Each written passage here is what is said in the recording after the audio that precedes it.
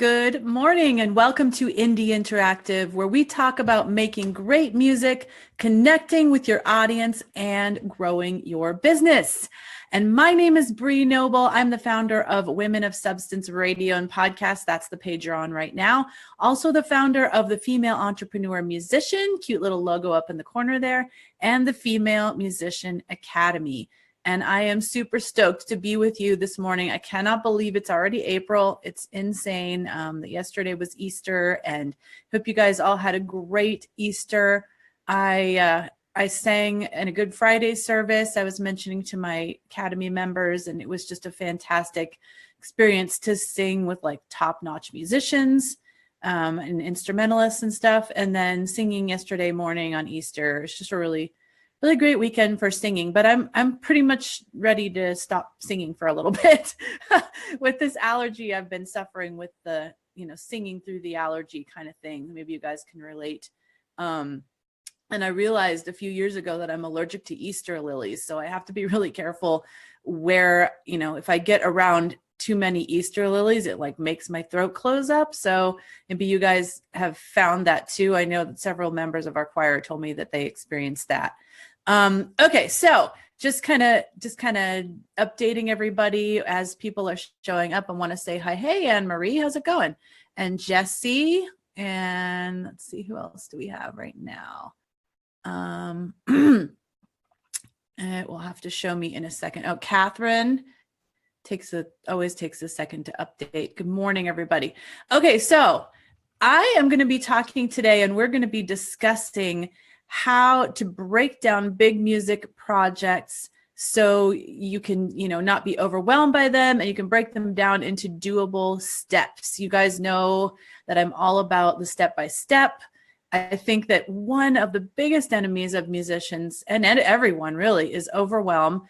That keeps us from, we look at this big project and we just like feel this tightness in our chest. Like, oh my gosh, how are we going to ever accomplish this? It just seems like so much. And when you finally, are able to break it down into something that you can look at each thing and say, okay, that's doable, then it's not quite as overwhelming. So the reason I wanted to talk about this is I actually have been working on a big project over the past couple of months, and I'm going to be able to tell you about it in a few days, and I'm super excited about that. So be watching for info about that. But it just got me thinking about how we made this project happen and how that can translate to what you guys are doing. Maybe you are going to be putting out a release and all the things that lead up to that and that happen once it's released, or maybe you're planning a big tour. And that so much goes into planning a tour. So I was just thinking about how to help you guys with the projects that you're doing. And let me know in the chat, you guys, if that you do have a big project that's coming up that you want to apply some of this to, that you're working on. Good morning to Sue and to Joan and to Carlene. Good morning. Let's see, anybody else I missed here? Great to see all of you guys. Okay, so I'm going to jump into this, but in the meantime, let me know if you guys have a project. I know, like, for example, Carlene is working on her release and she's getting close to being done, which I'm excited about. But what project do you guys have going on right now that you really need to focus on? And that hopefully this training will help you break down into something that is, more step by step. Okay, so let's see here. I just need to grab my lovely slides. Here we go. Okay, so the first part of this project breakdown really has to do with educating yourself and making sure that you know exactly what you need to do and how to do it. And, obviously I'm a course creator, so that's a big thing for me. Like, if I don't know how to do it, what I like to do is go find people that have done it and learn from them, or maybe I could figure it out, but it would take me a lot longer. So I'd rather cut that learning curve and go figure out from people that have done this thing before that I'm working on how to do it much faster and, have them give me the steps and the education that I need. So the first thing is to figure out if you need any education in relation to the big project that you're doing. So maybe you're booking a big tour and you need to, work with somebody who's a lot better at booking or can give you some templates and some just ways of organizing yourself in booking. I know some of you guys have taken Tara B's course. I know that's kind of winding down a little bit now. But she's obviously had a lot of experience with that, and she's helped you guys with your booking. So like for me with my project that I was doing, it was something that I've never done before. And I wanted to make sure and get some training from people that had done this before, had been successful, and could give me all of the steps and show me anything that I might miss just because I haven't been through it before. And hindsight is always 20/20, right? But when you're involved in planning a project, you're not always thinking that way because you haven't experienced it and you haven't known from the other end, like the mistakes that you could make or the things that you could miss. So that's where I think that getting an education about the thing that you're doing is so important. So, if you're in the academy and you're working on something, go to those particular modules of the academy that will help you with that thing that you're working on, because, it won't help you to learn a whole bunch of other things. You need to get very micro and granular with this one project that you're working on and make sure that you're spending your education time on that thing that you need to get educated about. So that's what I did for my big project. It was something I'd never done. I needed to learn from somebody that really knew what they were doing and could shortcut my time. And they provided me a pretty good step-by-step, or at least something that I could go, okay, I need to make sure to do this, this, and this, and make sure that those are on my list. Okay, so the next thing, and in the meantime, be putting in the chat what project you're going to want to think about in relation to this breakdown, because I would love to know what projects you guys are working on right now, whether it's, maybe you are, for example, I know Catherine has been working on building her membership for her students. Other people are working on a release project. Other people are working on a tour or, a bunch of bookings. Maybe you can think about that like a project.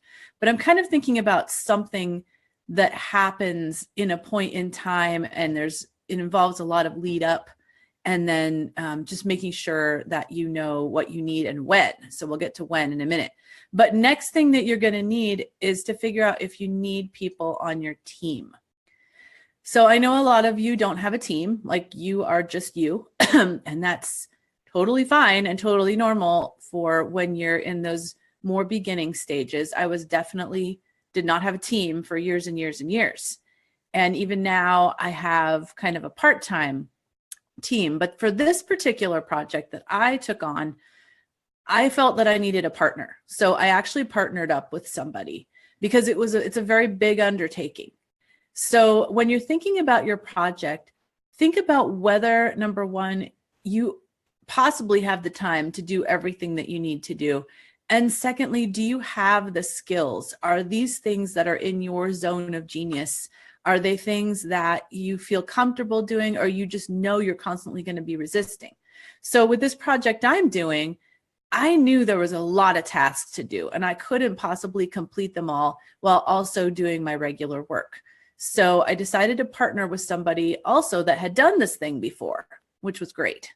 And this person also is very good with tech stuff. It's stuff that I could do, but because they were also good with it, I thought, well, maybe they'd be willing to take on a lot of this tech stuff. I can do the stuff that's really in my zone of genius, and we could partner in that way. And that has worked really, really well. So think about all the things, when we talk about breaking this down into steps, think about the things that need to get done. And do you think you could really do those things? Or is there somebody that you could find that would be a great partner to work with you on? Or maybe you just need to bring somebody in for one piece of it. Maybe you're doing a an album launch and you need your website to be up to snuff and you just don't have time to do that. It just frustrates you when you try to do it and you need to bring somebody in for that.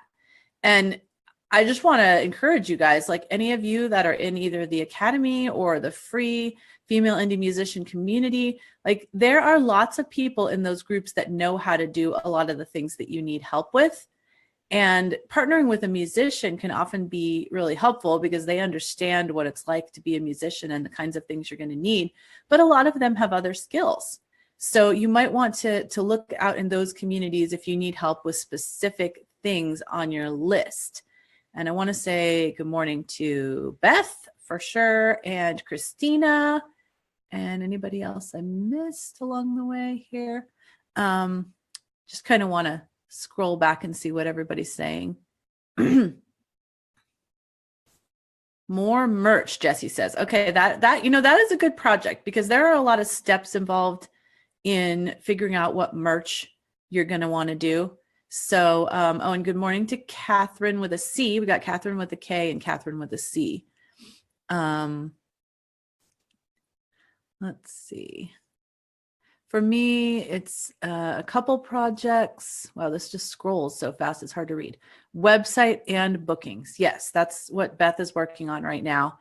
And I know that you're bringing your son in to help you a little bit with your website, which is so smart because sometimes these teenagers, they can do stuff so much faster than we can tech-wise. That's what we did for our video shoot and our CD release last note. Yes. Great. So you brought some people in to help you out, and it's really, really smart. Good morning to Molly.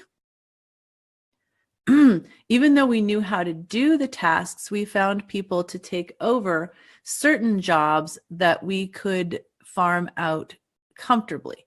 Yeah, because sometimes you just don't have enough hours in the day, right? And obviously, like there's a lot of things that most of the things that I farm out to my team that I could definitely be doing, right? But I don't have time. Like I have to focus on the things for me that are, going to be the biggest money makers on my side and then farm out some of that stuff. So for example, if you're working on a big project and you also have a bunch of performances that are happening, you're the only one that can perform, right? So you need to then farm out some of that other stuff so you can still continue to perform and bring in the money with your performances. And, obviously you can't farm that out. With me and my project, even my partner, like he ended up getting so busy that that he had to get help on his end because he had some things that came in at the last minute that were unexpected, like really awesome things for him. But he couldn't do all the stuff that he was doing for our project. So he actually brought in help on a few things as well. And sometimes you get there and you have to do that. But next, let's talk about timeline. So let me move this out of the way so I can see. We need to figure out exactly what that timeline is going to need to be like. And for me, the best way to do that is to reverse engineer. So you start with the end in mind. You start with, this is when this thing needs to be done, or this is when this thing, the biggest glut of things that needs to happen. And then you need to move backwards from that and plot out a timeline of when each thing needs to get done. So let's say we're doing a release, obviously there's a release date, right? And, what are all the things that you need to do around that release date? Well, you probably want to have a release party of some kind. Maybe you want an online one and an offline one. So you need to kind of put some dates in for those. And then you need to think about all the things that you need to do to get ready for those particular events and put those on a timeline. And then all the things that you need in place online and offline for your release. Any updates you need for your website, creating all of your social media posts or, images or things that you need for your release, all of that. And then even as, going down to like, okay, in order for this CD to be done by this date, I need to make sure that it's submitted to, the mastering people, or, that the art is done, or that, all the individual things that you need to put those all on a timeline and plot those out. because otherwise you'll be amazed at like how many things will come down to the last minute. But if you've thought of everything and moved backwards, and always kind of pad in a little extra time. I mean, we all know things always take longer than we think, and it's so frustrating. And every time we think it's going to be different this time, but it never is, because things happen. We get sick. We have, family emergencies. We're waiting on other people, if it's designs or photos or things like that, we're waiting on other people. So we need to pad in extra time for that. So just make sure to plan additional time along the way, and then, kind of set these things out on a timeline moving backwards, and see how far out you actually have to start with this thing. But I promise you, when you do that, that will give you this major sense of relief. Like, okay, I have gotten all these events. It also will help bring more things to your mind. Once you've gotten some major things on that list, then you're like, okay, release party is this day. I need to, book the place for the release party by this day. And when you're thinking through all that, then you're like, okay, well, what else do I need for my release party? Well, I probably want to get some press for that. So I need to start pursuing the press by this date. In order to have press, I need to make sure that I have new headshots. Well, I need to make sure those are done, by this date before the press.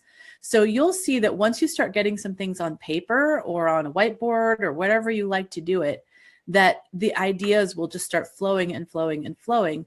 And the reason I love using something like Asana, what many of you guys know that I love Asana, is you can move things around. You can change due dates. You can change the way you see it visually. You can see things in order of due date. You can see things in order of, importance or alphabetical order, or, however you want to look at stuff. And also you can assign things. So for me, my partner is in Asana as well, and I'm assigning things to him as well throughout. And he can assign things to me. If he says, well, I finished this part, now it's I'm handing it off to you and it's your thing, then he can assign it to me. So that is what I love Asana for, because it's like a shared bulletin board or a shared calendar, or however you want to think about it, a shared day planner where you can share the projects with somebody else. Okay, I'm going to jump in here and just see if there are any comments along the way. Oh, good morning to Amanda. How are you? Great to have you here. We just debuted Amanda's song on the Women of Substance podcast this morning. Good morning. Hey, Shardana, how's it going? I love seeing new faces show up for this Indie Interactive. So we were all sharing what big projects we're working on in relation to our music, for any of you that have shown up ever since we started. If you want to share what project you're working on, some people were talking about booking projects. Some people were talking about their website. Others were talking about a release that's coming out in a few months. So if you want to share that in the chat, go right ahead. Okay, so next on our list, the next thing, and that kind of goes hand in hand with what I was saying with the timeline, is to break it down into micro tasks and micro tasks. And one nice thing about using Asana is it does allow you to put like subtasks under a task. So if you said, one task was, let me think of an example of something that has a bunch of micro tasks. Say one thing was, write your bio. Okay, so then under that, it would be like, okay, have this person interview me so I can use that to write the bio. And then I need to, write a rough draft. And then another subtask would be, get X person to proofread. You could break it down even as small as that. But breaking it down to these subtasks is again going to give you so much more of a feeling of control, a feeling of, just totally quashing that overwhelm, because you know exactly what you're going to be doing when.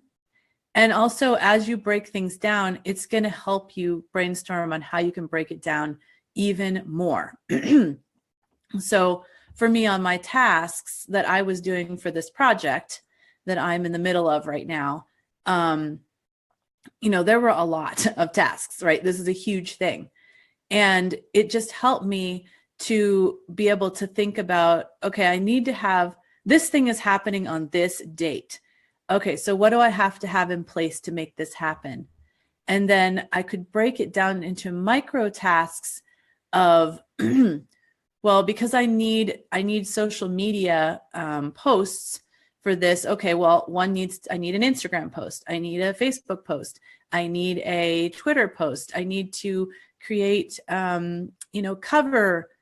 cover posts for Facebook and Twitter. I mean, I can break it down into that small of increments if I want to. So all I need to do is just go check things off the list instead of having to think about, okay, well, what does it mean to need all my social media posts? That might be a task, but I don't want to have to think that hard every day when I look at a task. I just want to be able to check things off the list. And then again, you can assign some things to whoever's working with you. So, let's just say, for example, I actually haven't involved Beth in this project. Lucky her, because it's a lot of work. So, but say I had involved her in this project, I could have assigned, I know she's good at making images. So I could have said, okay, you're going to handle, all the images for Instagram. And I could have assigned them all to her. And then I would know that she was in charge of those things and I didn't have to think about it.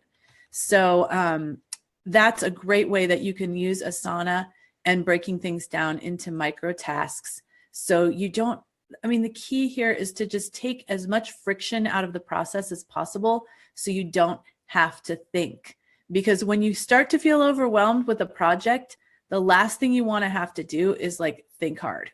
You just want to be able to look at something, okay, this is the next thing on my list. Okay, this is the next thing on my list. And that goes right into here, which is assign these tasks.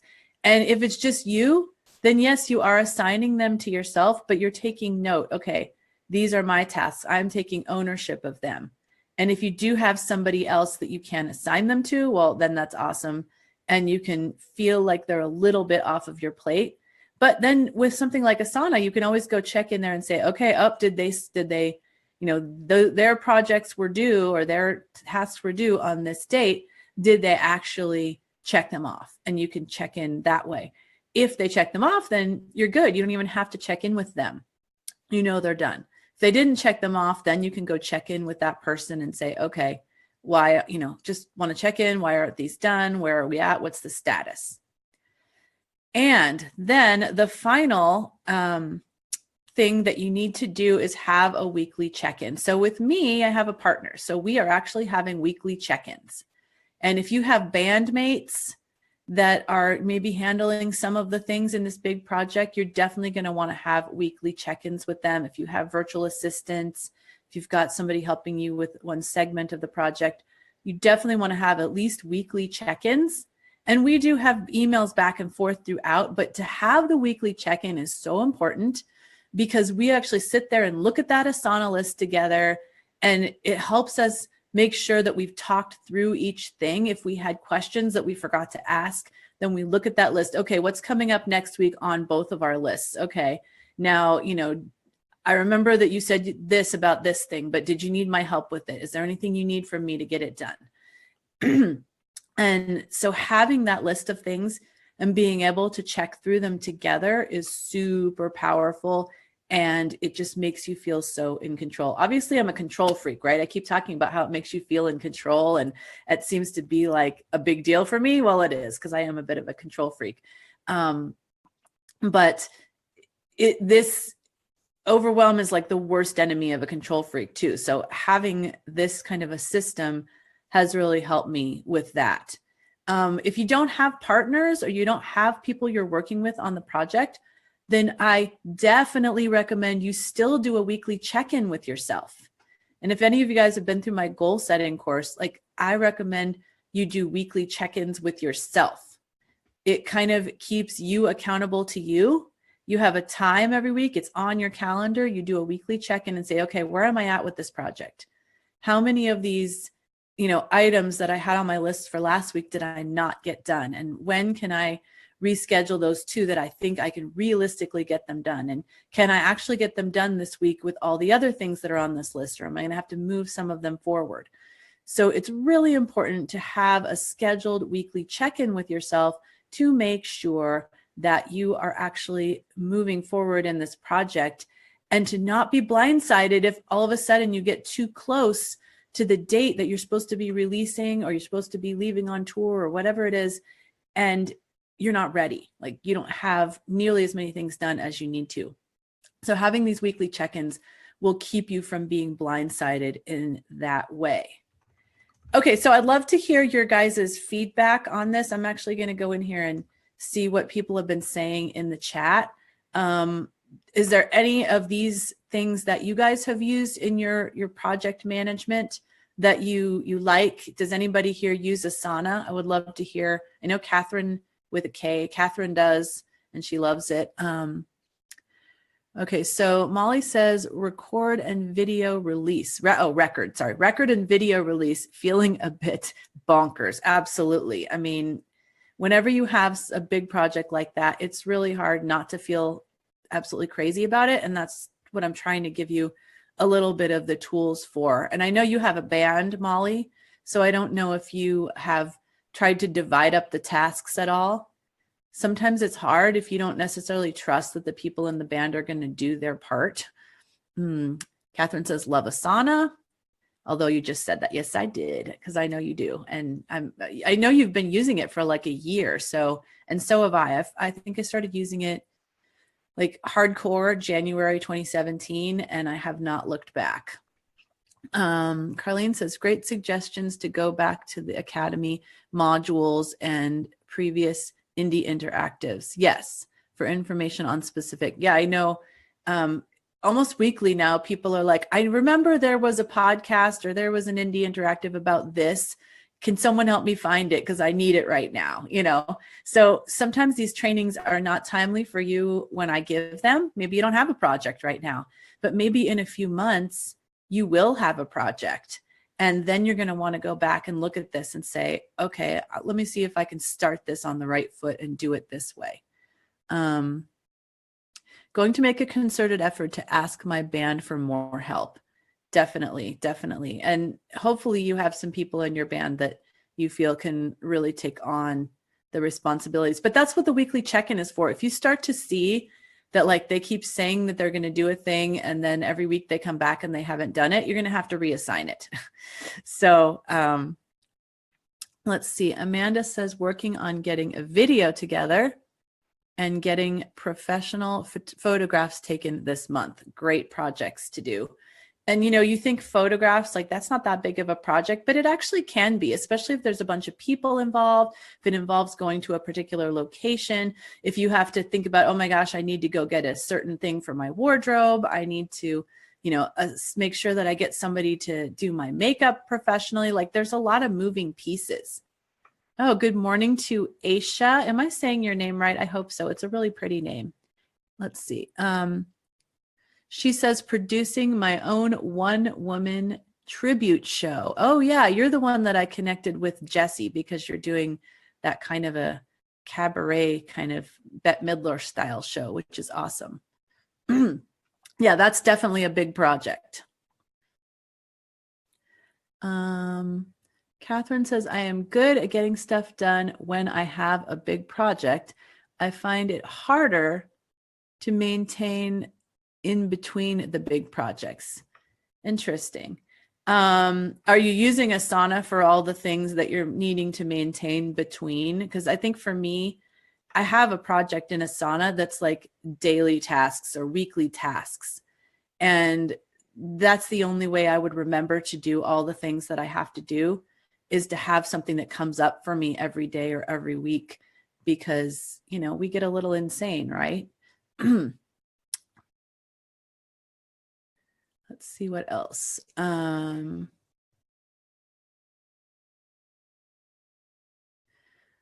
says, I agree with Molly. Definitely makes you feel burnt out. Yeah. Yeah, you definitely, if there is a way that you can ask for help, if there are people that are in your corner, whether they're family members or You can even find, a virtual assistant for, a few hours a week or something. And if any of you guys are ever looking for virtual assistants, like send me a message, brie@femmusician.com. I get people coming to me all the time that tell me that they're virtual assistants for musicians. I know about 3 of them off the top of my head. And, I know they have different, they handle different segments of the market and they have different personality traits. So I would be happy to try to help match you up with somebody if you are looking for a virtual assistant, because it can be so hard to do this alone sometimes. And I don't want you to feel overwhelmed and stop. So I'm happy to help provide you with any resources that might help. All right, so that is the end of the training for today. I am so excited that I am so soon going to be able to tell you about this big project. So be watching for information about it coming up within the next week. And it has definitely been probably the biggest undertaking that I've ever done before. And I'll have a lot of lessons learned to help you guys with your projects as well in the future. So just be on the lookout for that. And I am so excited to share it with you. And other than that, I will see you guys back next week on Indie Interactive. As you know, this always becomes a podcast every Wednesday morning if you want to go back and listen to it. You can always watch the replay here again as well. And thank you so much for joining me on Indie Interactive. Until next time, be sure to keep making great music, connecting with your audience, and growing your business. Have a good day, you guys.